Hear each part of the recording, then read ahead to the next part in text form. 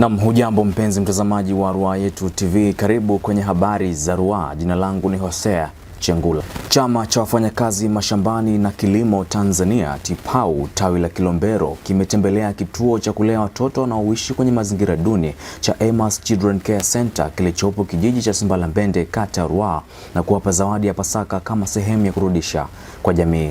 Nia kubwa ilikuja kuwaona watoto wetu hapa wanaoishi maeneo haya ili kuwashika mkono na kuungana nao kwenye Jumatatu hii ya leo ya Pasaka. Tukaona si vyema tukawaacha peke yao. Wakizungumza na Ruaha Yetu TV, baadhi ya watoto na walezi wa kituo hicho walieleza namna ambavyo wamefarijika na ujio wa TIPAU kituoni hapo.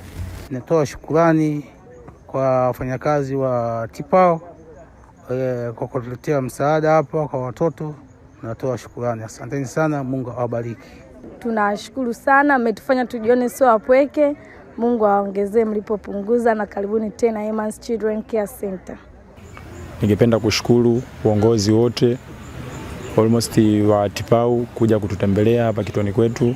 Naye mwenyekiti wa kijiji hicho amewapongeza na kuwashukuru TIPAU na kuwaomba kuendelea na moyo huo kujitoa hata kwenye shughuli nyingine za kijamii.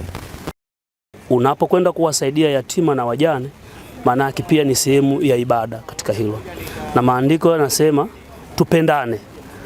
Kwa hiyo nasema walichokifanya leo ni jambo la kiupendo, wamekwenda kuheshimisha kwanza ndani ya kijiji changu cha Simbalambende, lakini pia natoa wito kwa makundi mbalimbali kufika kwenye kituo cha watoto yatima Emma's kwa ajili ya kuwasaidia.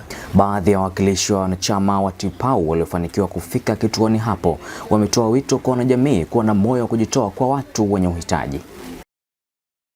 Tunapopata chochote ambacho tunakiona hiki tunaweza kuwasapoti watoto wetu katika maisha ambao wao wanayaishi, basi tuwe mstari wa mbele kujitoa, kuwaona, kuwatia moyo, kuwafariji. Hawa ndio Watanzania watakaoibeba Tanzania yao. Kwa hiyo tusirudi nyuma, sisi wa Tanzania tuungane kwa pamoja kwa ujumla, kama ambavyo chama hiki cha wafanyakazi katika kampuni ya Kilombero Sugar imefanya, basi na pia maeneo mengine waweze kufanya kuwa sehemu ya faraja kwa watoto wao.